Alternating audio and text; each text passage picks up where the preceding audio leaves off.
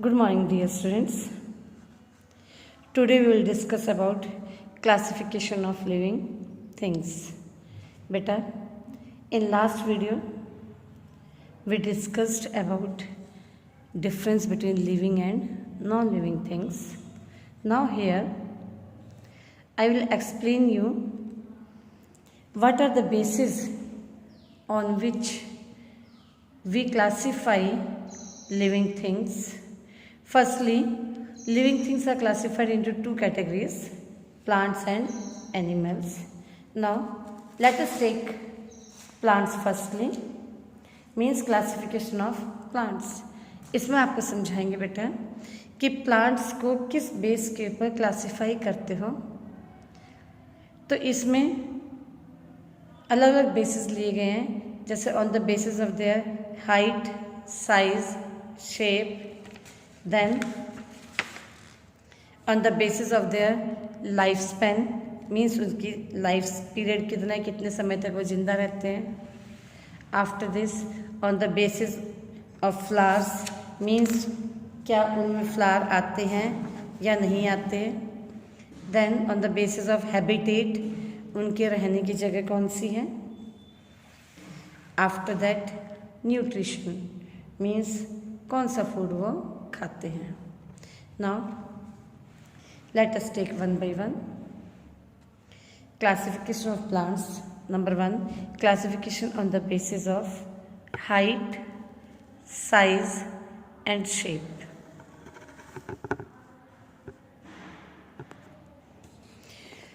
On the basis of the height, size and shape, plants are classified into 3 categories: herb, shrubs and trees. आपकी book में है बेटा, पहले मैं just आपको बताऊंगी. हर्ब बहुत छोटे प्लांट होते हैं, जैसे आपकी बुक के अंदर मिंट लीव्स, पुदीने के पत्ते देख रहे हैं आप.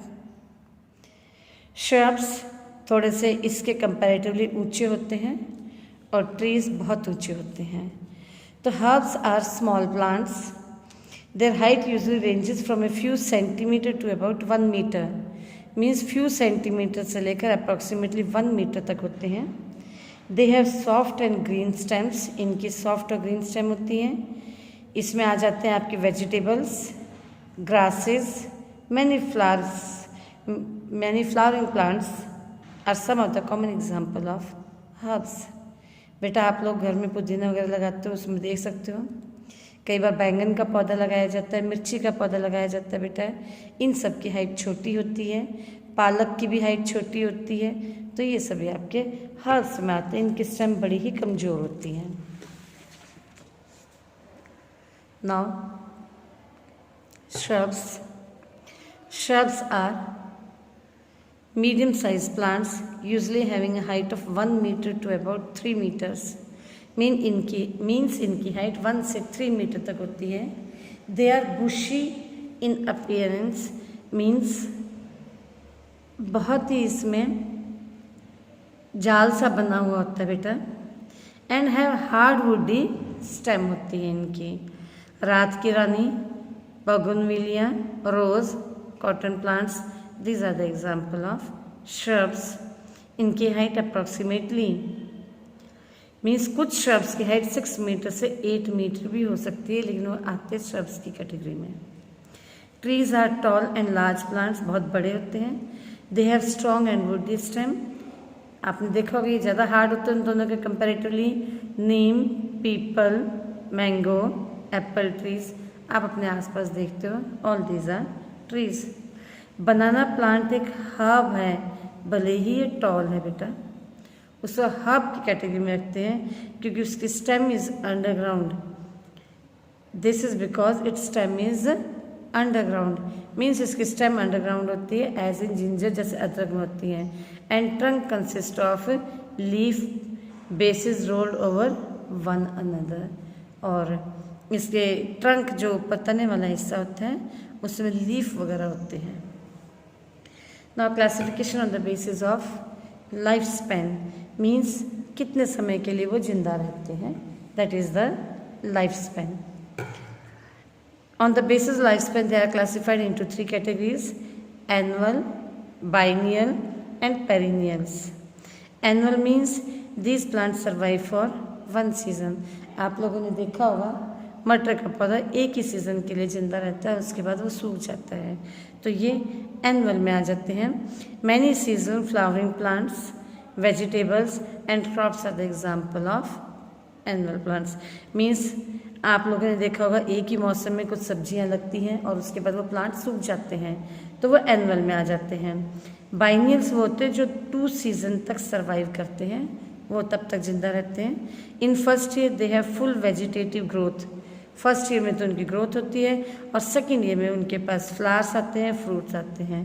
तो इसमें एग्जाम्पल आ जाते हैं आपके carrot, radish, turnip are the examples of biennial plants. Now perennial plants, these plants live for many years, कई साल तक जिंदा रहते हैं। They produce flowers and fruits many times in their lifetime. For example mango, guava, नीम। बेटा आप लोगों ने देखा होगा ये पेड़ जो है हमारे पूर्वज लगाए होंगे, तो आज हम खा रहे हैं। मैंगो वगैरह अगर आप लगाते हो तो करीब 10 to 12 ईयर्स के बाद उसके ऊपर मैंगो आते हैं, और उसके बाद एवरी ईयर और आफ्टर 1 ईयर गैप उनके अंदर उनके प्लांट्स के ऊपर मैंगो ग्रो करते हैं, मीन्स मैंगो आते हैं। Now classification on the basis of flowers. कुछ प्लांट्स ऐसे होते हैं जिस पर फूल नहीं आते और कुछ प्लांट्स ऐसे होते हैं जिस पर फ्लावर आते हैं। There are a number of plants on the earth. Some plants bear flowers while others do not. जिसके ऊपर फूल आते हैं they are called the flowering plants. For example mango, Neem, rose, sunflower, grasses, ये सभी पर फूल आते हैं। The plants which do not bear flower are called non-flowering plants बेटा। जैसे एल्गा काई देखी है आप लोगों ने, मॉसिस देखे हैं, mushroom and fern are some of the examples of flowering plants. आप देख सकते हो इधर मैंगो,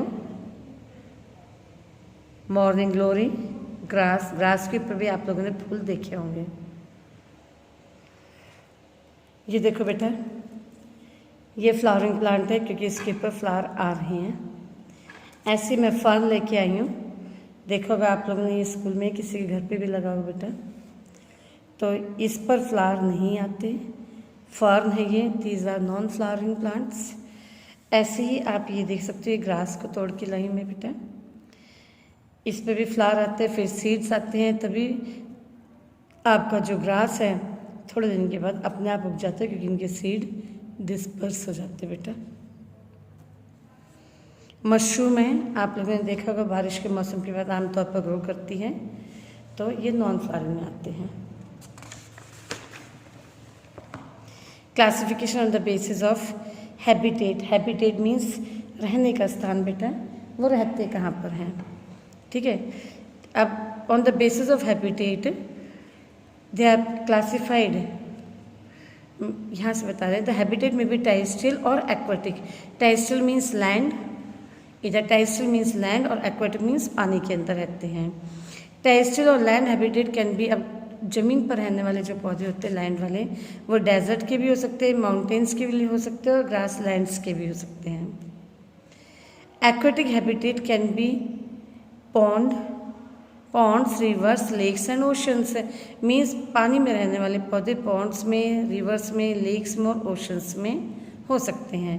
तो on the basis of natural habitat they are classified into 3 categories, mesophyte, xerophyte and hydrophytes. Mesophytes firstly beta, these plants grow on land and need moderate amount of water supply. इनको ठीक water चाहिए for their survival. They have medium sized roots and bear normal green leaves. इनकी medium size की roots होती हैं, normal green leaves कहते हैं, जैसे मैंगो ट्री, एप्पल ट्री, ये सभी लैंड पर होने वाले ग्रो करने वाले प्लांट्स हैं बेटा। ज़ीरोफाइट्स ये डेजर्ट में ग्रो करते हैं, उनको बहुत कम क्वांटिटी के अंदर वाटर चाहिए अपने सर्वाइवल के लिए। They have long roots go into the deep, means इनकी रूट जो कैक्टस वगैरह होते हैं बेटा, डेजर्ट प्लांट्स जो होते हैं उनकी रूट्स बड़ी लंबी होती हैं, ठीक है।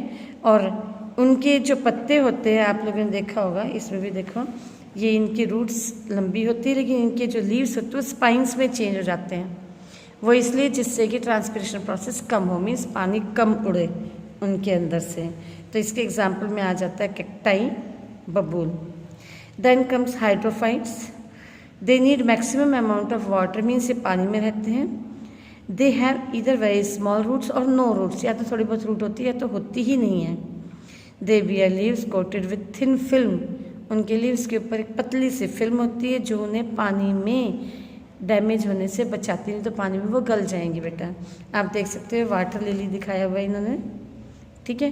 तो इसके ऊपर कोटिंग होती है जिससे कि वाटर लिली, हाँ, कोटिंग होती है जो उनको पानी में गलने से बचा देते हैं। Now classification on the basis of nutrition. Nutrition means वो क्या खाना खाते हैं, क्या एब्जॉर्ब करते हैं, उनके बेस पर। Autotrophic and heterotrophic nutrition.